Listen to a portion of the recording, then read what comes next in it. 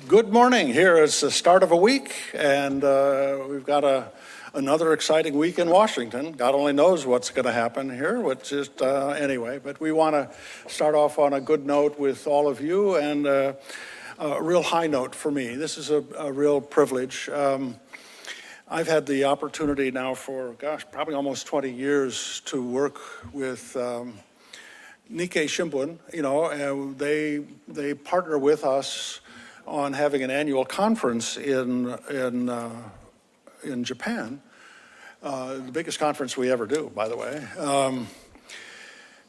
But they also are the sponsors of what's called the Mount Fuji Dialogue. And this was something that was started maybe 10 years ago, about 10 years ago. And I think it's become the most important forum for U.S. Japan security conversations, without question. And so part of the Mount Fuji dialogue is that they bring senior leaders from Japan to Washington. It's a two-way listening street. Now, Americans tend to have two mouths and no ears. We tend to talk too much and we don't tend to listen enough. But so it is an opportunity for us to hear, and we had a very good conversation this morning, and we're going to have an even better one right now with all of you. And I do want to say a hearty welcome to Onodera-san, who I've had a chance to know ever since he was the defense minister, and he's always been a great leader on security issues, and now he's in charge of all kind of policy research, for the LDP.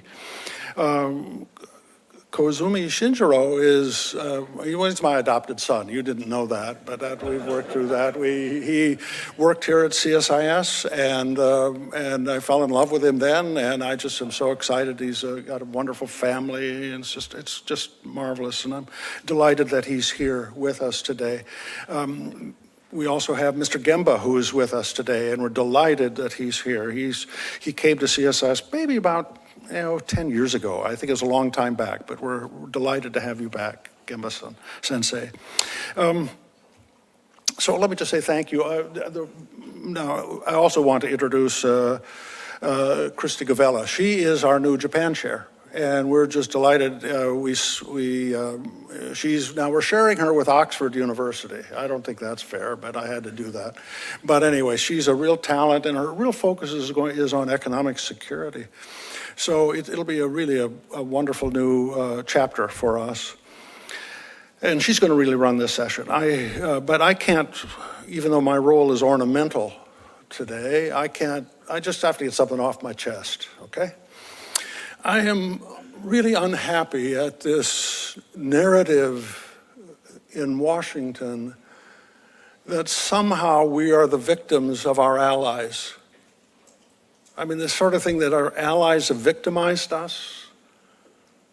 I don't understand that. I think that's so profoundly wrong.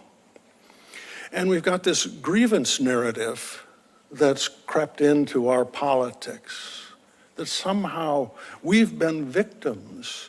There isn't any country in the world that benefited more from the Bretton Woods system, and even though Bretton Woods ended in 1972, I mean, but the legacy of that, there's no country that benefited more from that than the United States. We were the great beneficiaries, but it was also good for the world. It was great for the world. 80 years ago, I don't remember the precise figures. I do remember the precise figures. 200 years ago, 95% of everyone that lived in the world lived in abject poverty. And today that's only 7%. These last 80 years have been glorious for humanity. Glorious for humanity. And it's part of the reason for that is that we've had the chance to partner with powerful allies like Japan. I just don't understand this narrative of victimhood. It isn't true. We have been beneficiaries of this partnership. And we now have a new Japan that is taking an even larger role in security in Asia. So I just want to say, this is not the truth, this narrative that's crept into our politics. We are great beneficiaries of having the strongest allies in the world, and I hope we keep them. Okay, I feel better now. I got that off my chest. Okay. Christy, let me turn it to you. Let's get this going for real. Great. Thank you, Dr. Hamre, for those opening remarks. Again, my name is Christy Govella, and I'm the Senior Advisor and Japan Chair here at CSIS. Welcome to everyone who's joining us in person and online. So today we have simultaneous translation, and English is on channel 2, and Japanese is on channel 10. So please check your headsets accordingly. So let's get started. It's been an incredibly busy few months here in Washington, and the same is true for U.S. Japan Relations. In February, we saw that Prime Minister Ishiba was one of the very first world leaders to come meet with President Trump, and the Ishiba-Trump summit was widely hailed as pretty successful in confirming some of the key pillars of U.S. Japan relations.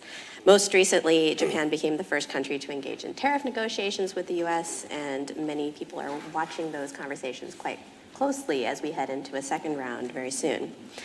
So at this very important and dynamic time, we're really fortunate to be joined by two individuals who are leading these discussions and shaping debates in Japan. Dr. Hamre introduced them briefly, but just to reiterate, we're joined today by Minister Onodera Itsunori, who is a member of the Liberal Democratic representing Miyagi's 5th District in the House of Representatives. He holds many different positions, but he's currently among those the chairperson of the LDP's Policy Council, and in the past, he's twice served as Minister of Defense. On my other side, we're joined by Minister Koizumi Shinjiro, who is also a member of the Liberal Democratic Party, representing Kanagawa's 11th District in the House of Representatives. And among other things, he is currently the director of the Standing Committee on Economy, Trade, and Industry, and in the past, he has served in positions such as the Minister of the Environment. So we'll have a dialogue amongst ourselves for a little while, and then we'll save a few minutes for questions from the audience at the end. So to start out, it seems like all of the news lately has been about tariffs, and a tremendous amount of attention has been devoted to that, especially since the announcement of the so-called Liberation Day tariffs on April 2nd. So as I mentioned, Japan was the first country to enter into tariff talks with the U.S., and a second round is about to take place this week. So how would both of you characterize the views in Japan regarding these tariffs and their potential impacts? And how are people in Japan thinking about approaching these negotiations with the United States? So maybe we can start with Onodera-sensei, please. Onodera と申します。CSIS. I'm Onodera. I'm participating in this dialogue every year at CSIS as a person responsible for the LDP's policy. I was the person responsible for creating for being the head of the secretariat within the party for dealing with the Trump shock. I don't want to be to hurt the Trump administration's feelings, but we are continuing our work diplomatically to try to get this to end. If we do have tariffs, what kind of effects would come to our auto and manufacturing industries? It would be my job to take measures to deal with this. So I hope, first of all, that the Trump tariffs will be reconsidered. That's the first message that I have to you today. Another important message is that Japan would like to value its relations with the U.S. Government. So what kind of dialogue should we use to solve this kind of issue, such as retaliatory tariffs? This is what we're thinking about. Another thing I'd like to tell you, President Trump, American politicians are always, they always very much have China in mind, I believe. Japan has a long history with China, but within U.S. Japan relations, especially in security, Japan also has concerns about China. From Japan's standpoint, if we do have reciprocal tariffs, and if Japan is also a target of that, and many other countries in Asia, then what would the effect be in the security realm? the ASEAN countries and other Asian countries should have really been friends of the U.S., but because of the Trump tariffs, may become more distant. That's a concern that we have. Prime Minister Ishiba is profoundly concerned about the influence of ASEAN. He is visiting various ASEAN countries. The Trump tariffs can have a very big impact, not just on economics, but to our ally in the U.S., we'd like to say they'd have a very potential big impact in security as well. Washington are thinking about the interconnections between these economic policies and their broader impacts, and concerned about what we may see in the future. Koizumi sensei, I would turn to you next. はい、今日はハムレ所長、そして I would like to thank the both of you for arranging for this amazing opportunity for us today. CSIS is a very special place for us, and so I am very pleased that we're able to speak here today. And I know that there are Japanese people from companies who work in DC that are here, and also people that work at think tanks, other think tanks, and as well as the press are here in large numbers. And I think that reflects how timely and important this topic of tariffs is, and I'm happy for this opportunity to speak about it.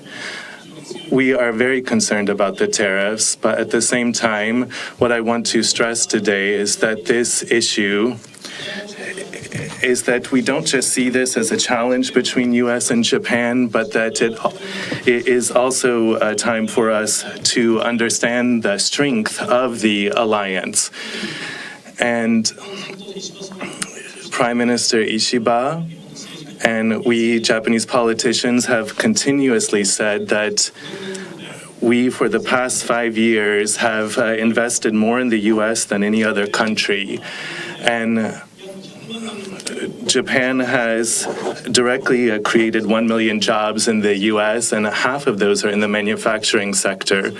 In addition to that, one thing I want to touch on today is that President Trump, in this tariff context, is very interested in reducing the U.S.'s trade deficit.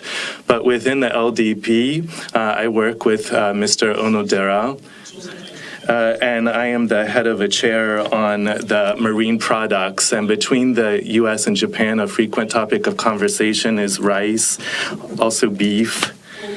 These kinds of things in the agriculture sector come up often, but also in terms of marine products, there is lots of trade between the U.S. and Japan. And the forestry and agriculture and marine products is an area where the U.S. actually has a trade surplus of 2 trillion yen, and we have the trade deficit.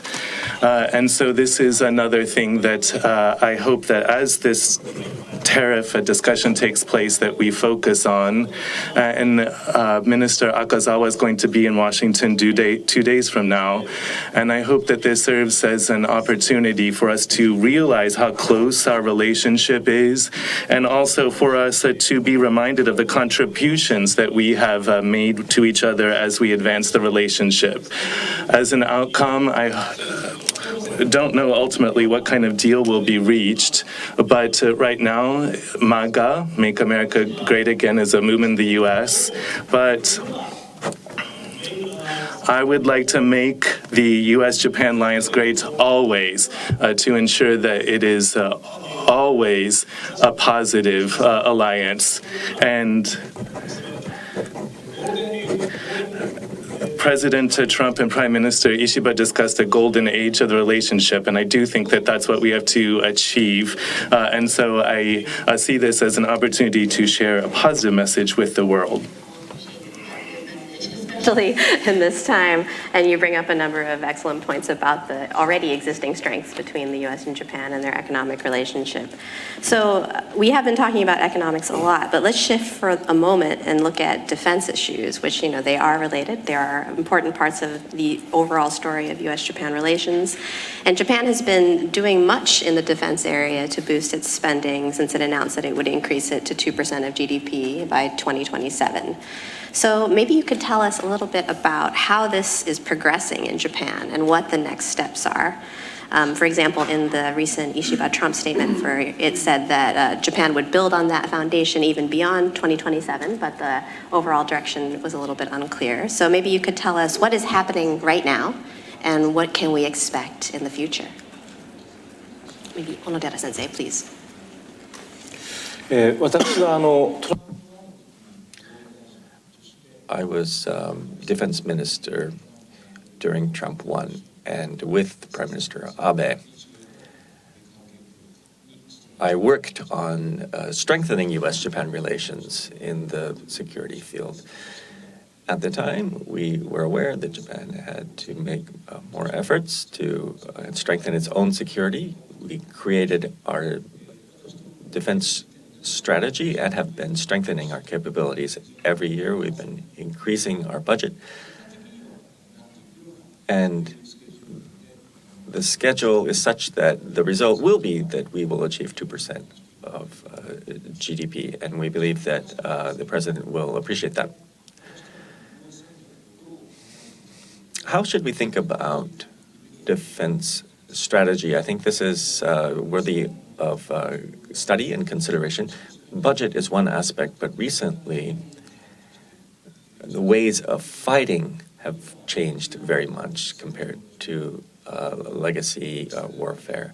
If you look at Ukraine or how Israel is dealing with Gaza, we have to comprehensively consider all of these elements in thinking about building up our future defensive capability. We would like to make sure that we do that. What's most important in that is for the stability of East Asia, we have to improve U.S. Japan deterrence. We hope that the Trump tariffs will not damage that. And so we would like to strengthen our ties in the defense area even further.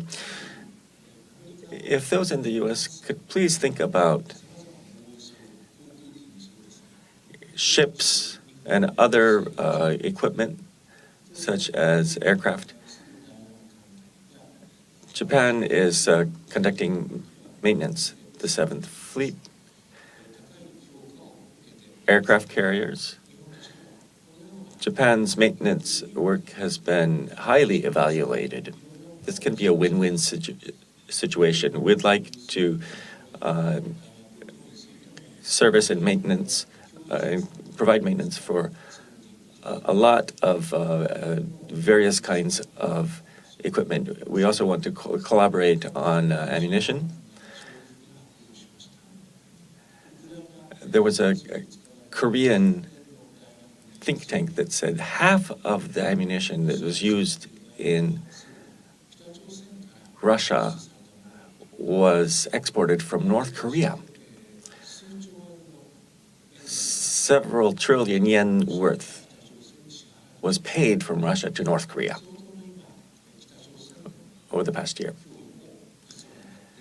Therefore, the current situation is such that the threat from North Korea is rising. It's certainly true for Russia and China as well. On the 1st and 2nd of this month, the PRC had large-scale exercises against Taiwan. The tension in East Asia is rising. Unfortunately, world discourse is focused rather on Trump tariffs.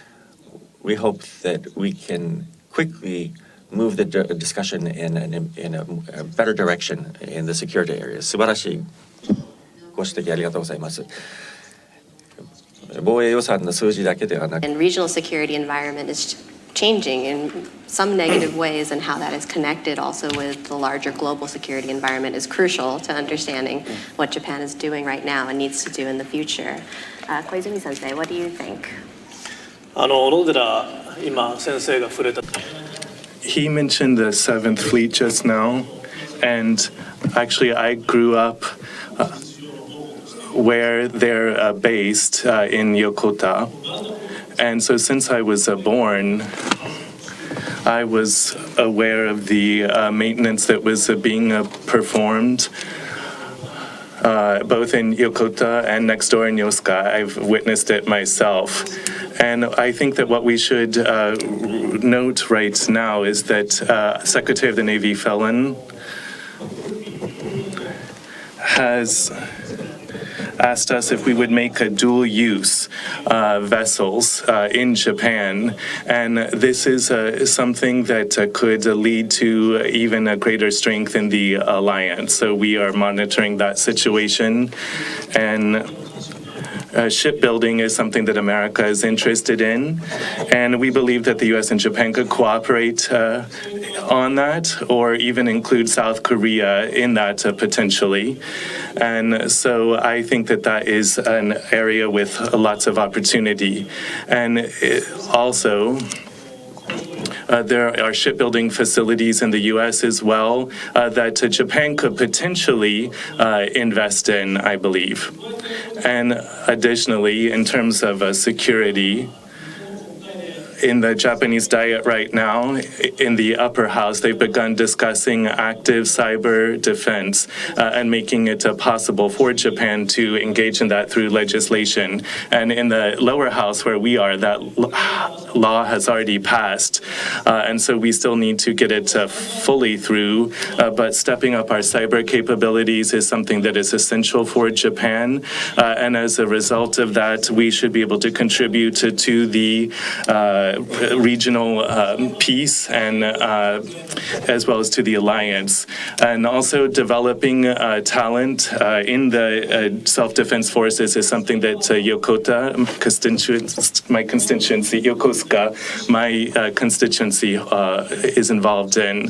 And last year there was a cyber school created from a previous organization, and all three of the Japan self-defense forces are training their cyber talent there. And there is also a single Japanese self-defense force high school in Yokosuka. It's the only one that exists, and the third-year students there are able to take cyber security training from experts in that field. And so this is a new field where the U.S. and Japan could step up their cooperation. And so we shouldn't just be focusing on the figure of GDP as defense spending as a percent of GDP. We need to look at the quality of the spending that we're doing, and I'm confident that we can step up our alliance through that. Where Japan and the U.S. can work together and find those complementarities. But things like dual-use technology, shipbuilding, and of course cyber also feeds into cooperation and issues in other domains as well. So I think those are all areas that will be increasingly important when we look not only in the months ahead, but also the years. Shifting a little bit and taking a step back, if we think about the state of overall U.S. Japan relations right now, how would you assess where we are? For example, we've already talked a little bit about opportunities for cooperation, but do you see particular areas that we haven't discussed, for example, such as other regional security issues or perhaps private sector cooperation that you'd like to highlight, or perhaps any challenges that you would also like to highlight? Let's start this time with Koizumi sensei. はい、手が挙がってるんです。そうそう。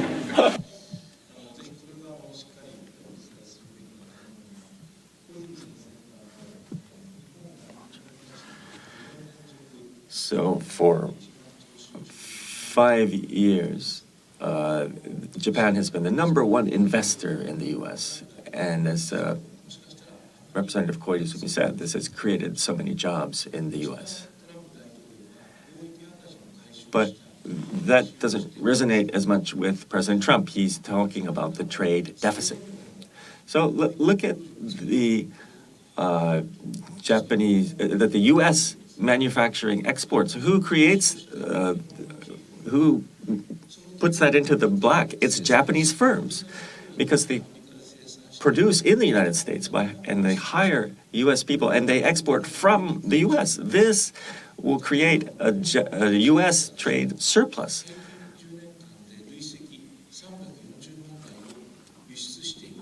$3.4 million vehicles have been exported cumulatively over the past years by Japanese firms. If you want more of a trade surplus, then you should encourage Japanese firms to invest more in the U.S. and to strengthen your manufacturing sector even more. And you can export from the U.S. And this will create a surplus in trade in goods for the U.S. But what's important for Japan to invest in the U.S., they need to be strong enough to invest, Japanese firms do. But with the Trump tariffs, Japanese companies could be weakened. If so, then they wouldn't be as capable of investing in the U.S. We hope that those in the U.S. and the Trump administration will think about this. Japanese manufacturers help create a U.S. trade surplus by manufacturing in the U.S. So these tariffs will not help the U.S. Trade and investment today are not very well captured by this idea of trade deficits and simple losses and gains. So I think you said it well in terms of the ways that the Japanese companies are embedded in the U.S. economy and the ways that they are really involved in creating mutual benefits. So I think those are things that we certainly need to think about. Did you want to add anything on the private investment particularly? 民間の投資に加えたいこともあるんですけど。When we think about the private sector investment, I think that we need to think of the perspective of economic security, because when it comes to alliances or partnerships, you need to have confidence in your ability to build up your supply chains, and you need to have a better dialogue and cooperation than what we've had before, because it's very dangerous to rely too much on certain countries. And so for that reason, in the private sector as well, it's very important to have cooperation between the U.S. and Japan. And we have Mr. Ishima, who's the former chairman of Mitsui Bussan, who is on our delegation. Also, Iwasaki-san, the former chief of staff in the Japanese Self-Defense Forces, are with us. And so we're seeing more examples of this kind of cooperation between the private sector and the military as well. And I believe that that sort of dialogue is essential. And another thing that I want to emphasize is that right now we have the challenge of the tariffs, but it is very important to have people-to-people exchanges between the Japan and U.S. Prior to coming here, I met Ambassador Glass as well. And he and his children have studied in Japan, and from the beginning have a very warm feeling for Japan and a connection to Japan. And this month, in the Senate and House, they informed President Trump that he needs to put priority on the abduction issue. And one of the 17 Congress members who made that proposal is a former JET program participant. And so we have a foundation for people-to-people exchanges between Japan that help us in terms of our governments and our economic security. And it applies to think tanks and academia as well. But right now, we are very well aware that there are lots of challenges in this field, but we can't let these exchanges end. And right now, there's lots of academic research that might be difficult to undertake in the U.S. right now. If that's the case, we could welcome you to Japan, because we would like to have U.S. brains in Japan. I think that we could think about new initiatives like that as well. I think there are many areas where we see opportunities for continued cooperation. Economic security is certainly one where the U.S. and Japan share many concerns, and with other countries as well in the Indo-Pacific, in Europe, and where we can push forward. I think you also bring up an excellent point about grassroots ties and exchange, which really are the foundation of U.S. Japan relations and will help to keep the ship stable in the days to come. To look a little bit more closely at overall issues in the relationship, Onodera-sensei, you talked a little bit about regional security dynamics already, but is there anything else you'd like to add about what you see as perhaps the top priorities for U.S.-Japan cooperation right now when you look at everything that's happening in the Indo-Pacific region? まず Well, first of all, the Trump administration and the interest of the U.S. political class is in Asia and in China. Looking at the Trump tariffs, economically, there can be quite a bit of conflict because of this. Economics, security, vis-a-vis China, the U.S. is taking a rather firm stand. China is not appeasing the U.S. The tension is rising between the two in the region. Also, if you look at the relations of Russia and North Korea has already used a lot of weapons exports to get hard cash. And they even sent soldiers to the Ukraine war. If North Korea and Russia have even closer relations, then East Asia's security tension, it's already very high. If you add the economic problem, the Trump tariffs, I think it's important that this be solved quickly. And Japan has to be taking the lead in this discussion. Many countries in Asia would be burdened by Trump tariffs. And the feelings of these countries through long historical economic ties, Japan understands them very well. And Japan can be like a representative for Asian countries to stand on the front lines of speaking to the Trump administration. That's what we would like to do.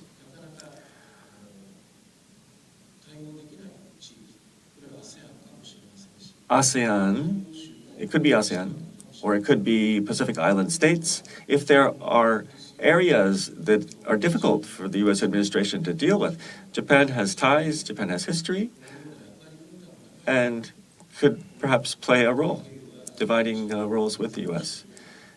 in order to contribute to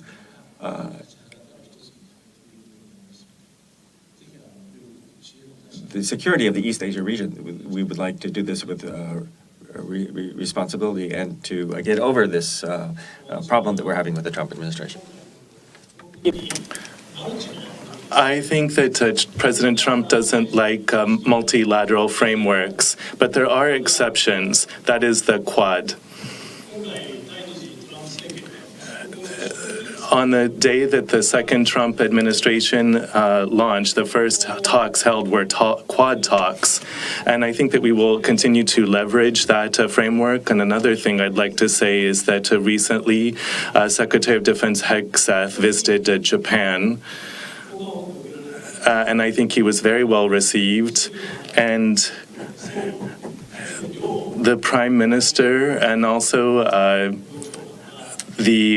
both of the defense ministers were able to all take part in the meeting, which I don't think had ever happened before.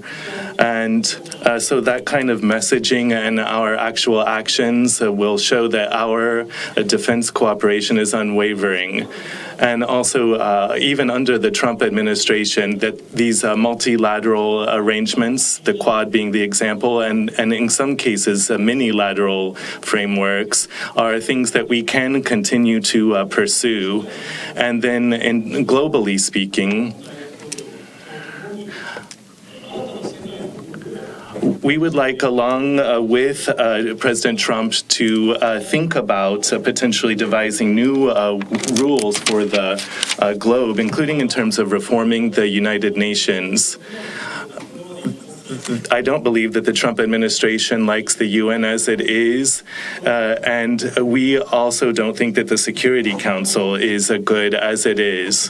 When you look at what happened between Russia and Ukraine, if there were to be a Taiwan contingency going forward, then the veto powers of the Security Council might not really be able to serve the security and peace of the world.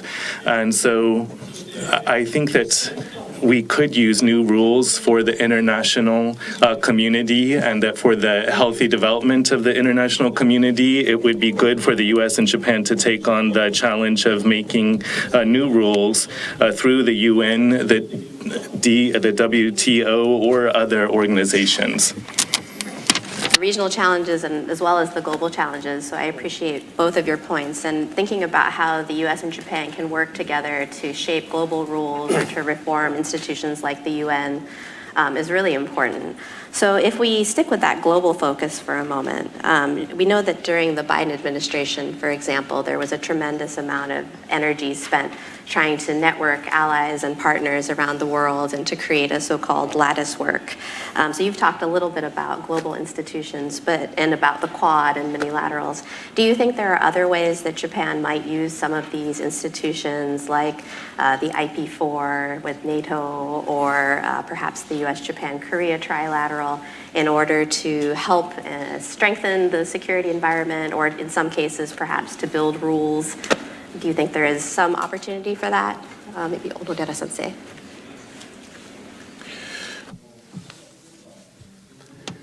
Actually, in economic cooperation,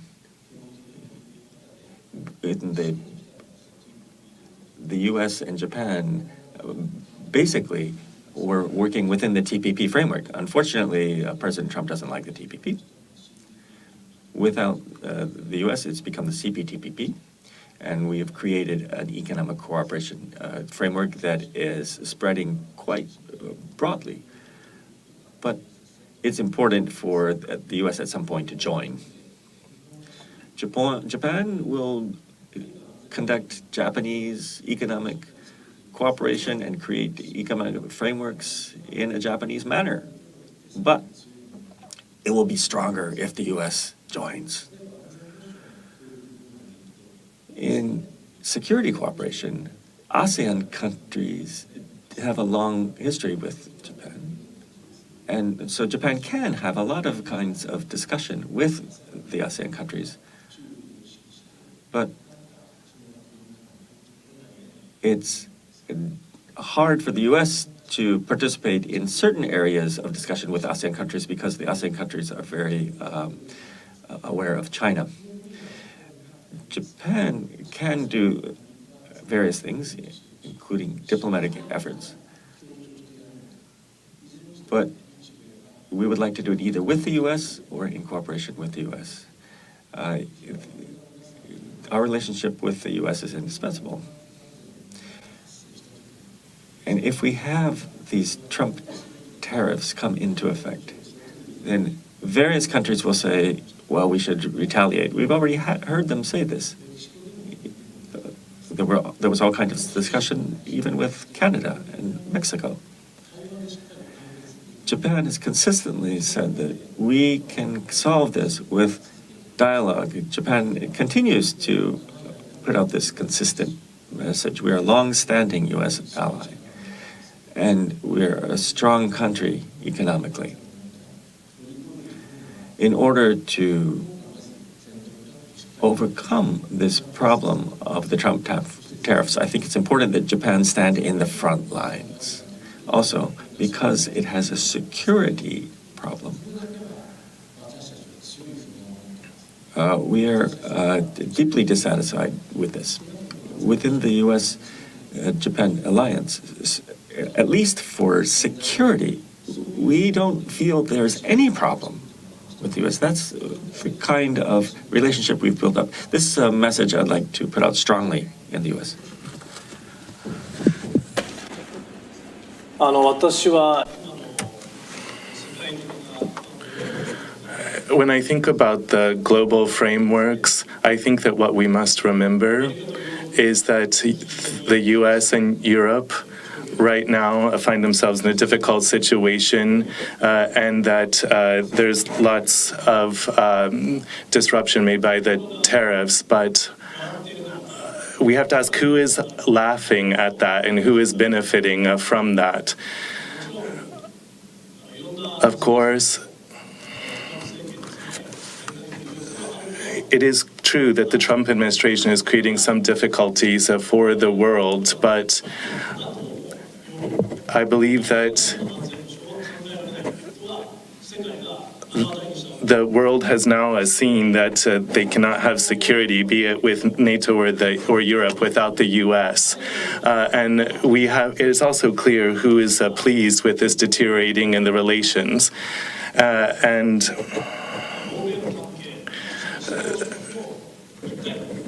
we need to see what Japan can do in terms of rebuilding these alliances in the West. And I think that there is a role there for Japan to play. And in addition to that, I think that President Trump has made up his mind to create a new order, but the non-democratic countries at the same time are also definitely trying to create their own new world order. And so with that going on right now, we believe that Japan's strength is to be able to create relations with lots of different countries, and that's something unique to Japan that we have to, that is stronger now than ever before. I'm confident of that. So Japan needs to come forward more in the world and play that role. Not to leave everything up to the U.S., but for us to take a further step forward and play the part that we have to play, including in terms of what's gone on with USAID. The Chinese will step in where the U.S. has pulled out to exercise its influence. So what we do to clean that up and also make sure that the economy is run under fair rules. I believe that in all these contexts, there's quite a lot of things that Japan could do, and that in terms of relations with China as well, there will definitely be a time that the U.S. needs Japan, and for the world to be more peaceful and stable and more democratic, Japan needs the U.S. as well. And so we must not forget that. We must not see all these as challenges solely, but also as opportunities, and maintain a positive outlook. If I may on this, an immediate concern is USAID for us. Up to now, poor areas in the world, food, vaccines, medical care, the U.S. has provided this, and the world has been grateful. But with the advent of the Trump administration, we've heard that USAID has been closed, and that aid flows have already stopped. Many developing countries, including in Africa, I think this could be a question of the lives of children. It could be a problem for food. We hope that this structure will be eventually rebuilt. But in the meantime, maybe there's something Japan can do. Maybe this is the time for Japan to support the United States. We hope that in the future, since, of course, Japan is not an enemy of the U.S. in the enemy field, we hope that this understanding will change, and this is an area where Japan could contribute in a big way.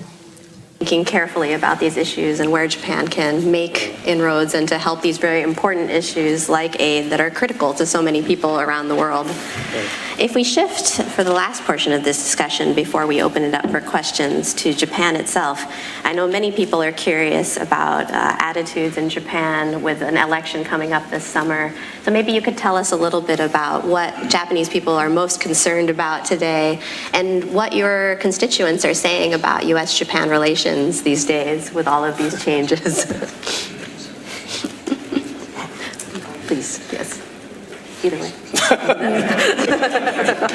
こういう時は成長会長守らなきゃいけないんで。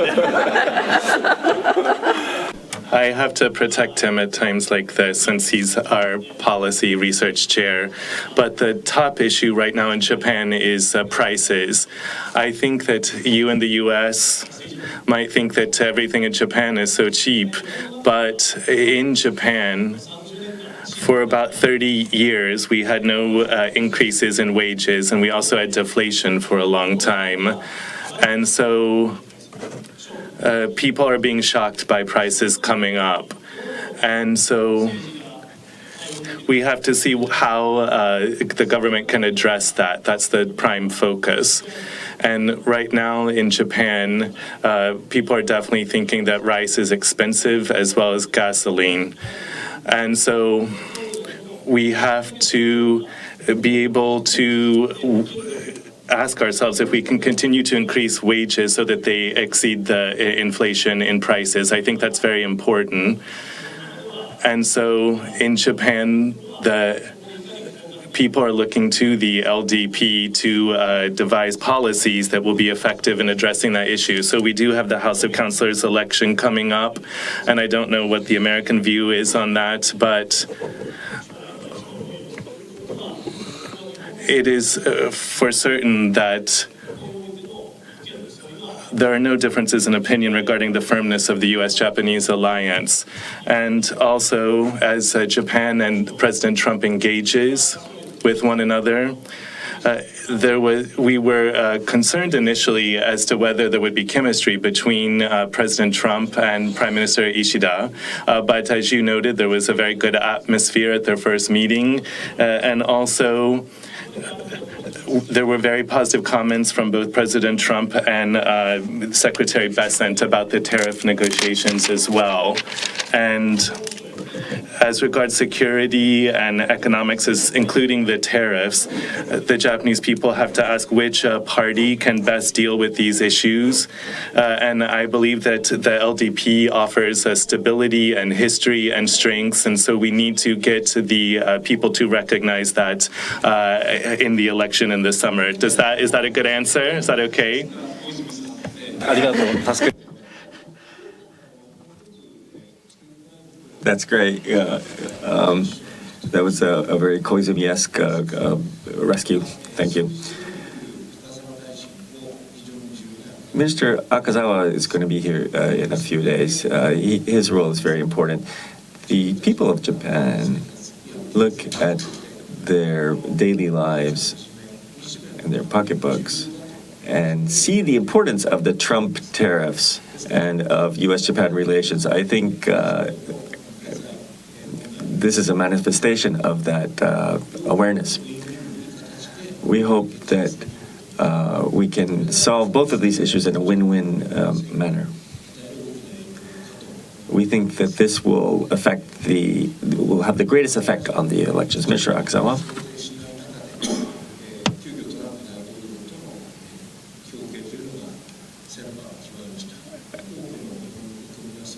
Had a courtesy call with President Trump. This was something that we did not anticipate. We don't think we'll see an offer coming from President Trump, but at least for Japan, we want to make sure that we take good care of our bilateral relationships.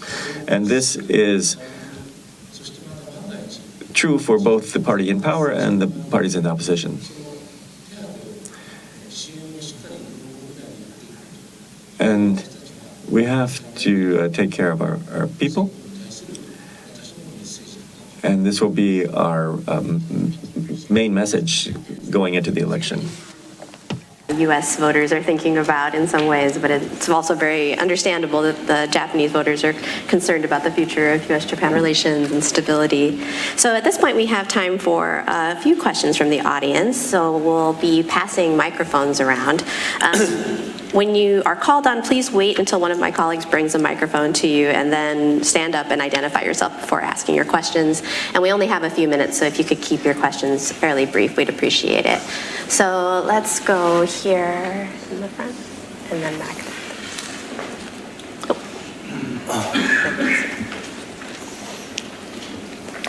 昔後藤田先生が、いつも口にしてたのは、戦後戦争関係で人間になった日本が In Gotoda was always saying that he was afraid of losing all the people that remembered the World War II. And I know today that we basically only have Japanese people here in the audience today. But I think that the U.S. Japan Alliance is really rooted in person-to-person personal relationships. And I think that there was not successful communication between some leaders in the past, but putting aside the tariffs and other issues, do you have any ideas about what I've just stated?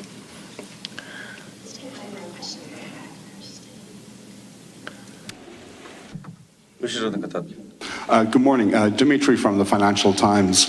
Koizumi-san, you talked about the difficult relations between the US and Europe.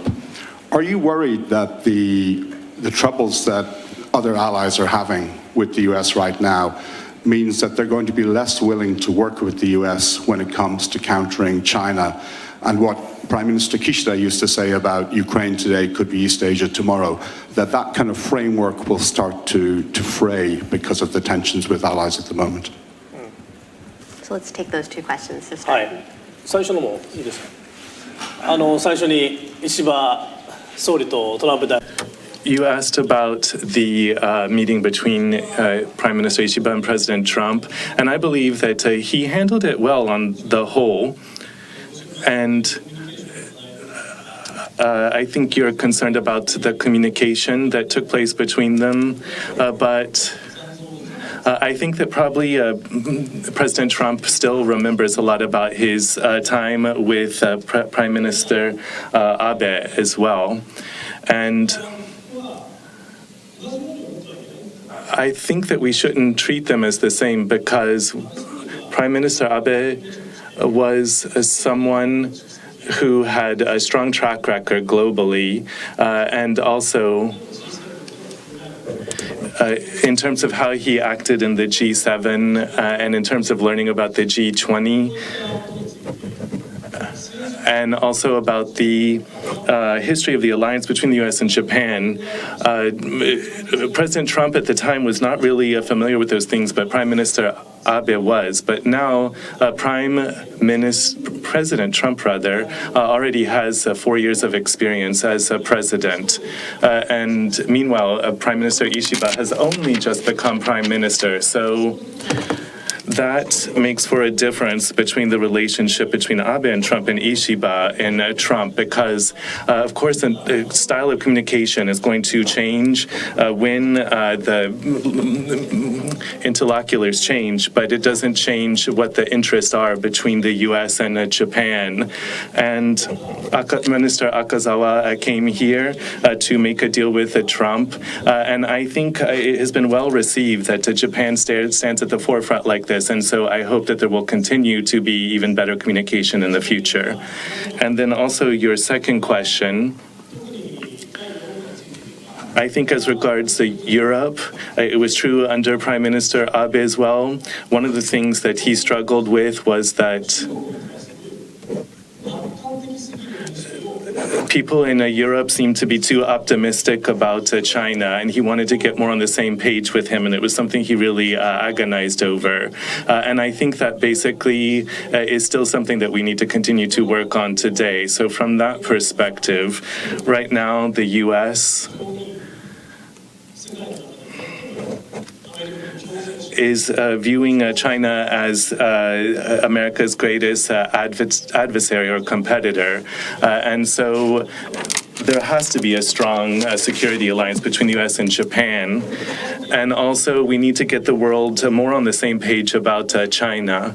And I believe that the U.S. and Japan together could, while recognizing that Russia-Ukraine is the priority for Europe, also explain to Europe that they must not forget about China and that the U.S. and Japan could join together in that messaging and that there is a role for Japan to play and to work with the U.S. on in that context.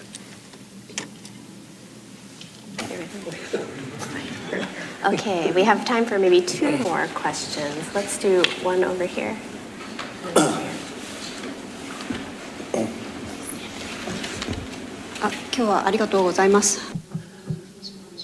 Thank you very much. I was about to say it's a fun discussion, but it's an important discussion. Thank you very much. China and the U.S. and their tariff fight. Who's going to blink first? And in the middle is Japan. We have great relations with the U.S. and we have quite a bit of relations with China as well. Perhaps we could be a mediator to help the talks. This could help the entire world.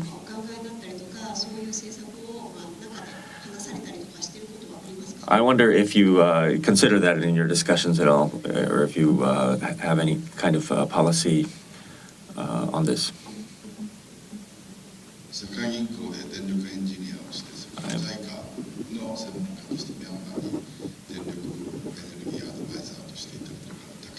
I'm Takahashi. I work at the World Bank as an electrical engineer. I've worked on aid to Myanmar. Representative Koizumi had a very encouraging comment about cybersecurity and the good relations and cooperation at Yokosuka, and there's active cybersecurity. Very recently, there was a cybersecurity seminar here at CSIS, and there was a speaker from Japan, and that said that because of constitutional restrictions, Japan could only be involved in defensive cybersecurity. So I thought active cybersecurity was not possible. Is a constitutional revision necessary, or is it possible? When Mr. Onodera came and talked about Tomahawk procurement, when hypersonic missiles comes, Patriots, can they hit them down? Can they intercept them? Or do we have to counterstrike the launch site? This was a discussion we had at that time. But recently, railguns, since I'm an electrical engineer, I'm very interested in this. But it was not possible for the U.S. to do it. But if Japan would be able to do this, could this be a game changer?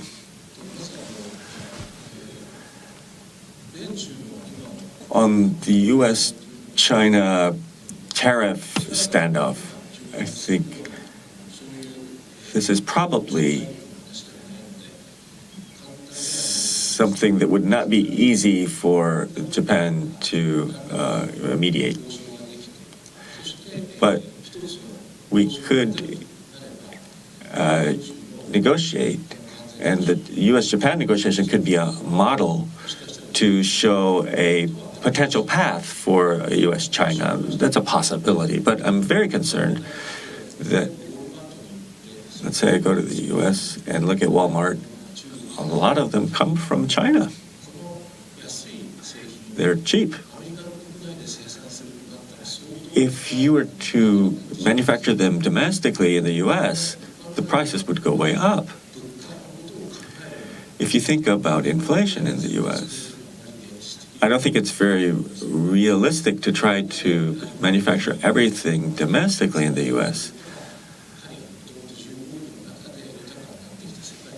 The world has become more prosperous thanks to free trade. I think we will find our way back. There was a very on-target question. Missile defense systems, we've cooperated with the U.S. on various. There have been actual demonstrations. Various Russian equipment, including that supplied by North Korea, we have examples of Ukraine actually intercepting them. Therefore, we believe that it's somewhat effective. However, it's also very expensive. So it's important to be able to hit the enemy territory, but also to get costs down by using rail guns, like you mentioned. Lasers are also being studied by various countries. We, in the same way, want to keep looking for the next best solution. In terms of your cyber question, I think it was very significant that we came to CSIS today because we are going to, if we had not mentioned what we're doing in the diet in terms of cyber defense, then we would only be able to do defensive things because of the Japanese constitution. And so what I want to say is that during the diet session that's underway, I believe that we are going to pass the active cyber defense legislation. So that's the stage that we're in. And a moment ago, I mentioned Yokosuka, my constituency, but right now the central government and also the private sector are working together on a new government project, and we have earmarked funds for that so that we can run lots of proof of concepts and research for cyber defense. And the Japanese self-defense forces are also generating momentum about joining in on that effort with us. And I mentioned the high school students, that there's just a single Japan Self-Defense Force high school in Japan, and that they're learning about cyber defense as well. And another piece of good news is that 3 years ago, the school was just for boys, but now it's a co-ed. And so in terms of cyber technology, cyber IT and AI, Japan really needs to get talented people to come. And the U.S. and Japan needs to work together in terms of person-to-person exchanges in order to improve the quality of that talent. And if this legislation passes, this will serve as a foundation for that. So I think that things are moving in a good direction. Many more questions if we had a little bit more time. I'd like to thank our colleagues at Nikkei who made this event possible, and please join me in thanking the panelists with a round of applause.